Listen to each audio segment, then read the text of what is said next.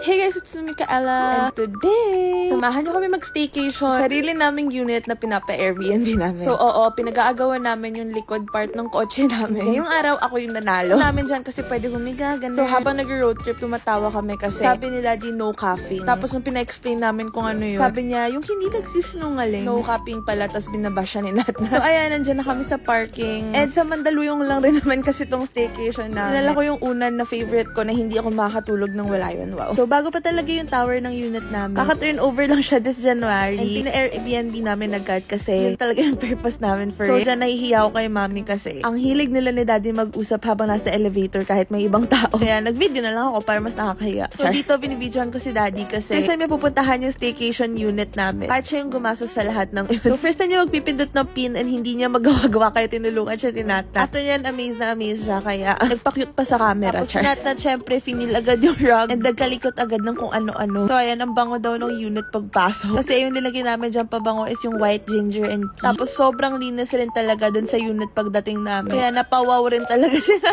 Sobrang gaang lang rin kasi sa feeling dito sa loob. And talagang marerelax ka kasi parang ang liwanag lang ng vibe. Ganun. Tapos, na-realize ko rin pala na itong TV, meron pang plastic kaya inalis ko na. Typical Filipino na takot mag-alis ng plastic. Binidyo ko na lang siya para satisfying ko, no? So, ilang minutes pa lang kami dyan pero ang dami ng kalat. So, after nun, bumaba muna kami sa may mall park. And nag-grocery kami ng mga junk foods namin. Daddy, hand towels pa rin yung tinitignan. Tapos, syempre, gutom na naman kami kaya nag-mini food court muna kami. So, trinay ko tong very berry for you. Ice cream ng Cornetto. And okay lang, lasa siyang strawberry na yogurt. Pero di naman siya sobrang asim. Tapos, pinatry ko rin kay Nat and wala siyang reaction. So, kung i-rate ko siya, lasang strawberry na maasim over 10. So, habang uminom ng tubig, di na pala naayos yung bottle cap ng Nature Spring. So, di namin alam kung sustainable movement pa to or something. Pero yun, wala. Share ko lang. Tapos, order kami nitong hotdog rice na 60 pesos lang. Vegetable lumpia. And may super duper ultimate favorite pork siomai and shark fin from them. Sobrang laki niya, ang sobrang sulit. Parang dalawa pa lang busog ka na. Tapos, syempre, after nun, higa-higa lang, nood TV, ganun. Cute lang. Tapos, board games. Tapos, internet. Tapos, syempre, kakain kami ulit. So, naglakad-lakad lang kami dito sa may Greenfield Disc. Kasi ang dami ditong kainan. And parang encouraged talaga yung paglalakad. So, yung napili namin is Lola Nor, which is parang Filipino cuisine. Dahil nakita daw ni Daddy sa FB na masarap yung kare-kare nila. And masarap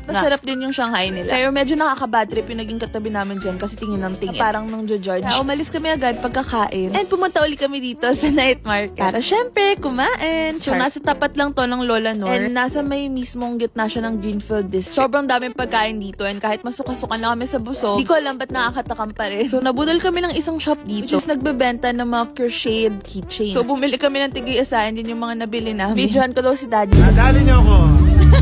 Nabudol daw nila yan. Tapos, nakinig lang kami dito sa open mic. Siyempre, may photoshoot si Nat at kasama yung nabudol niya kay Daddy. And siyempre, may photoshoot rin ako sa sarili ko dito na pa-MM. So, natsyempohan namin na ang ganda nung napwestuhan namin kasi mismong harap namin yung live band. Tapos, inaasar namin si Daniel dyan kasi nagpapapogi-pogi siya kaya sinasandal-sandal namin siya. Ay niya rin yung otap na nabili namin sa Lola. Tapos, si Daddy inaasar ko na, Nax, Nile, ganun. Tapos, ito kami ni Daniel, ganda-gandahan lang. And sabi ni Mami, video ko daw si Nat kasi nagbe-breakdance siya. Well, actually, nabudol din ako ng crochet stuff kasi may watermelon na ng cute kasi pink. Tapos ito lahat ng nabili namin and cute naman siya in fair. Yan ang mukha lang nakakabudol kay Daddy. Period. Tapos pag uwi namin, pinanood lang namin yung vlogs dati ni Daddy. And inaasar namin siya kasi sobrang pumayat yung mukha niya. And pinapanood namin yung vlog kung saan nag-samgyup kami. Years ago na yung vlog na yan pero nakakatawa kasi kumain ulit kami sa place na yan nung isang araw. Tapos nakalimutan ko na may mga ganyan nga palang vlogs. Nung wala pa akong table, ganyan, sa floor pa lang. And first year pa lang ako niyan pero ngayon nagtatrabaho na ako. Sobrang bilis ng panahon. And nakakatuwa lang manood ng vlogs kasi para siyang family videos yung pang nasa recorder dati. So yan, nilagay ko na yung watermelon sa kitchen ko and sobrang cute. Ayun lang, thanks for watching!